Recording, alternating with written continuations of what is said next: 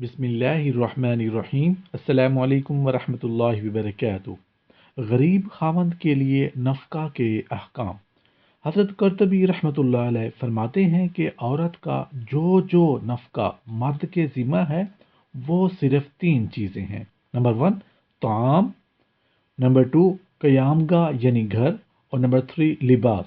اس سے زائد جو کچھ شوہر اپنی اہلیہ کو دیتا ہے یا اس پر خرچ کرتا ہے وہ اس کی ہمدردی اور احسان ہے۔ بعض علماء کا کہنا ہے کہ نفقہ کی مقدار دونوں کی معاشی حیثیت پر مبنی ہے۔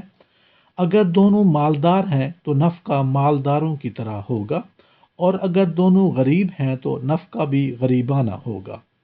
اور اگر بیوی غریب گھر کی ہے اور خاوند مالدار، یا بیوی تو مالدار ہے اور خاوند غریب ہے، تو اس صورت میں خاوند کا اعتبار ہوگا۔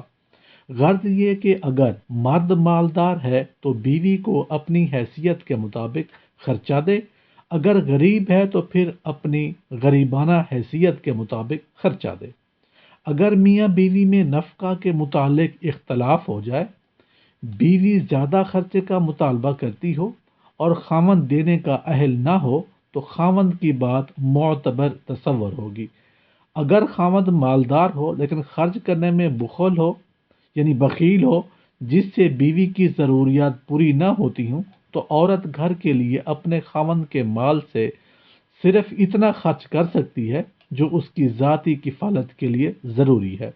حضرت قاضی ابو یوسف رحمۃ اللہ علیہ سے لوگوں نے پوچھا کہ سال بھر میں عورت کے لیے کتنی مرتبہ کپڑا بنا کر دینا لازم ہے؟